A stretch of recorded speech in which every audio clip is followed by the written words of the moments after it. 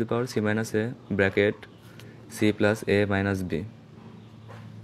তো আমি লিখছি সি প্লাস এ মাইনাস বি।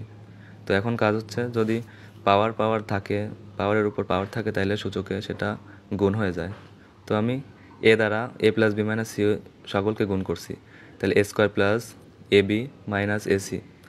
তারপরে বি দিয়ে সবাইকে গুণ করছি, মাইনাস এ বি প্লাস মাইনাসে মাইনাস বি স্কোয়ার মাইনাস মাইনাসে প্লাস বিসি, মাইনাস মাইনাসে প্লাস বিসি, হ্যাঁ, into Z to the power B দ্বারা এবার বি প্লাস সি মাইনাস একে গুণ করবো, তাহলে B square plus BC minus A B.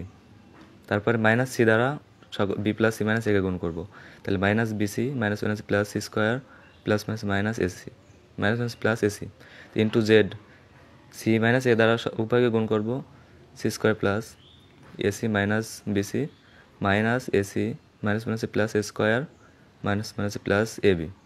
তো এখন কাজ হচ্ছে, দেখবো যে এখানকার মধ্যে কাটাকাটি যায় কিনা। যদি কাটাকাটি যায় তাহলে আমরা ছোটো করে নেব। তো এখানে প্রথমে দেখতে পাচ্ছেন এ বি আর মাইনাস এ বি ক্যান্সেল করা যায়। তো আমি এ বি আর মাইনাস এ বি ক্যান্সেল করে দিব, তাহলে থাকে Z to the power A square minus AC square minus AC minus B square plus BC.